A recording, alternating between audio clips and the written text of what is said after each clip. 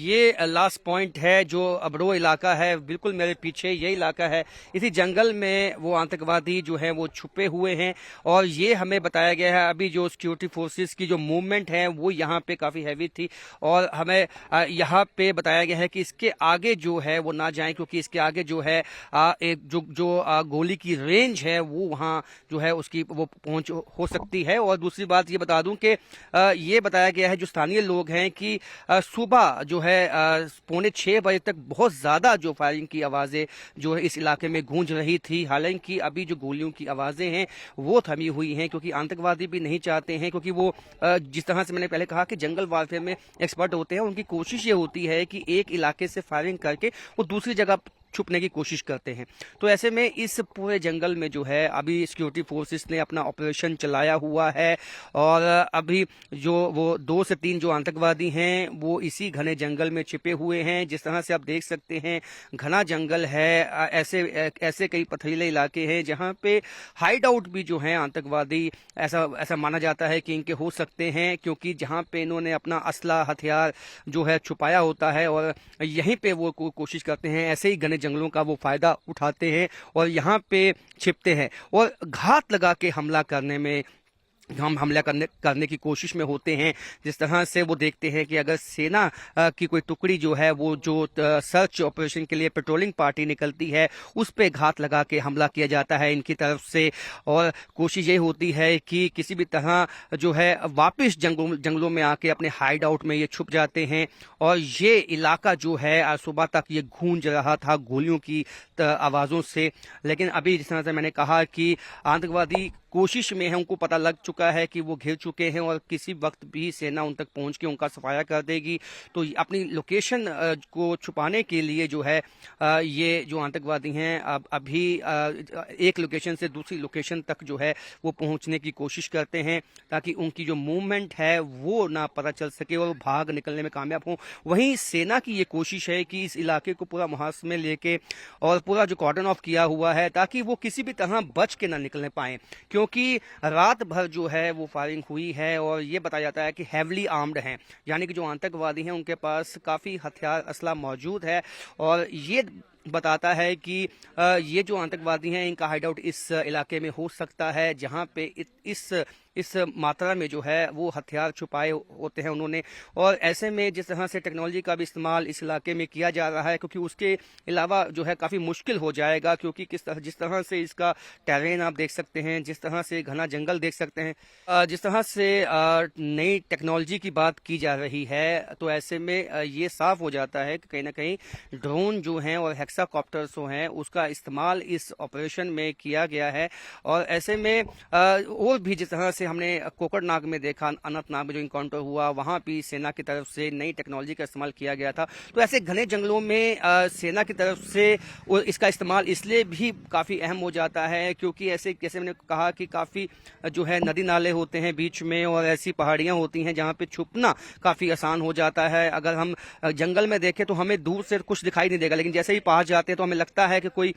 शख्स वहाँ पे है और इस तरह का जंगल है, जिस तरह से घना जंगल। तो ऐसे में जो है वो काफ़ी मुश्किलें जो हैं हो जाती हैं सिक्योरिटी फोर्सेस के लिए। तो ऐसे में ड्रोन जो होता है वो पहले जाके रेकी करता है और देखता है कि लोकेशन कहाँ पे है, कहाँ पे जो आतंकवादी छुपे हुए हैं। उसके बाद सेना की टुकड़ी वहाँ पे पहुँचती है और जो है ऑपरेशन को आगे चलाती है। और एलओसी ज़्यादा दूर नहीं है यहाँ से, यानी कि जो पहाड़ी इलाके हैं ऐसे कई नदी नाले यहाँ आते हैं जो एलओसी के उस तरफ से आते हैं, यानी कि काफ़ी आसान इसलिए हो जाता है जब बारिशों का मौसम होता है, जब घना कोहरा होता है और जंगल का इलाका है और उसमें ऐसे मौके का फायदा उठाकर घुसपैठ करने में ये आतंकवादी कामयाब हो जाते हैं। और ये भी बता दूं कि ये जो रेंज है पहाड़ियों की ये श्रीनगर तक भी जो है हम कहते हैं यहाँ से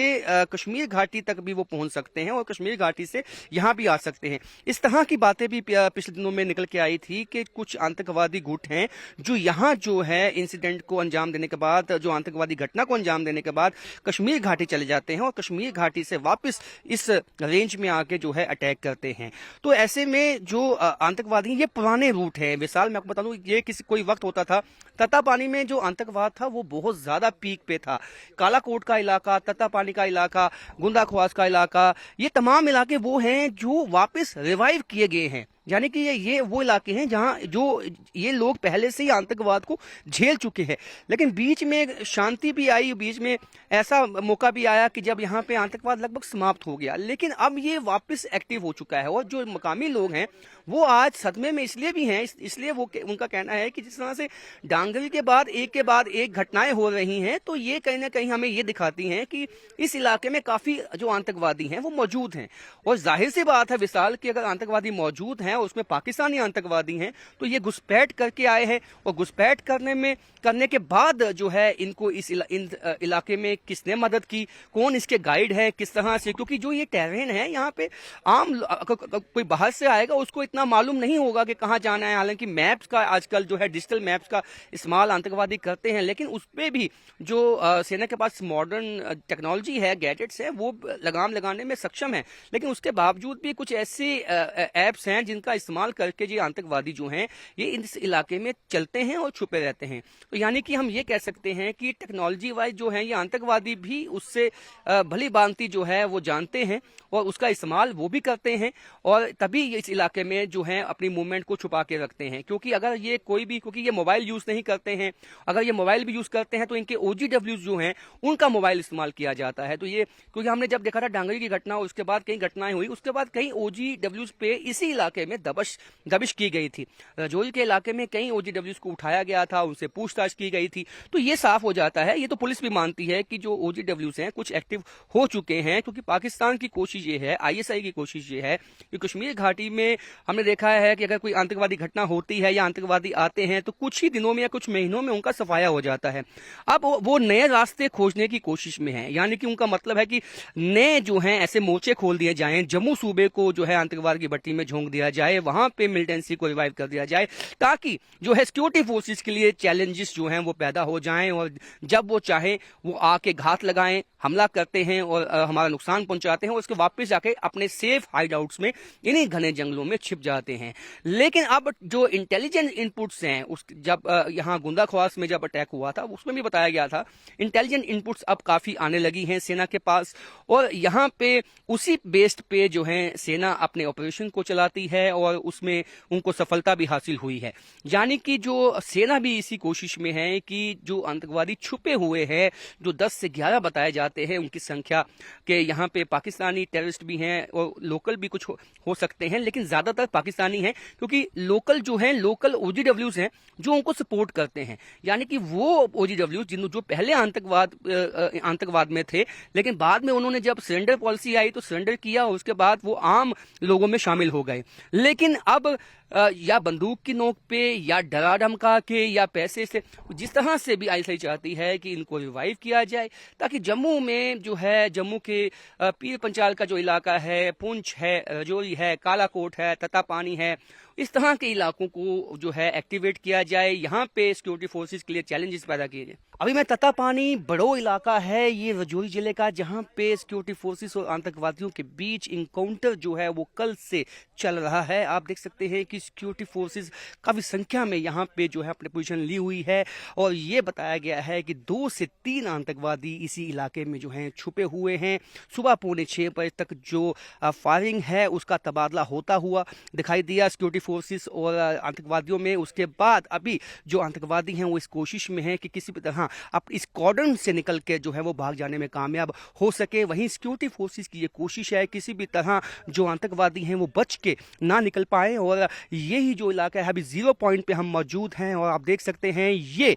जवान जो हैं वो मुस्तैद हैं, मोर्चा संभाले हुए हैं, और कोशिश यही है इनकी कि किसी भी तरह जल्द से जल्द जितने भी आतंकवादी हैं उनका सफाया किया जाए। और मैं आपको बता दूं कि ये जो इलाका इलाका है ये घना जंगल है और इसी घने जंगल का फ़ायदा उठाते हुए जो आतंकवादी हैं वो अपने हाइडआउट्स जो हैं इन जंगलों में बनाते हैं और उनकी कोशिश ये होती है कि घात लगा के जब भी मौका मिले सिक्योरिटी फोर्सेस पे हमला किया जाए, उसके बाद वो वापस जंगलों में छुप जाते हैं। और ऐसे में एक स्पेसिफिक इनपुट जो है वो सेना के पास आया था कि इस इलाके में जो है 2 से 3 आतंकवादी जो हैं वो छुपे हो सकते हैं, जिसके बाद जो है यहाँ पे कॉर्डन किया गया पुलिस और सेना की तरफ से। और यहाँ पे एसओजी के जवान और सेना के जवान जो हैं वो लगे हुए हैं इस ऑपरेशन में। कोशिश उनकी यह है जल्द से जल्द जो है ढूंढ के उन आतंकवादियों को, क्योंकि ये आतंकवादी बताया जाता है कि इसी रिज में जो नीचे रिज है वहाँ जो है वो छुपे हो सकते हैं। और यहाँ सिक्योरिटी फोर्सेज से पूरा कॉर्डन ऑफ किया गया है। यहाँ से जो है किसी भी जो, हालांकि यहाँ कुछ रिहायशी मकान भी हैं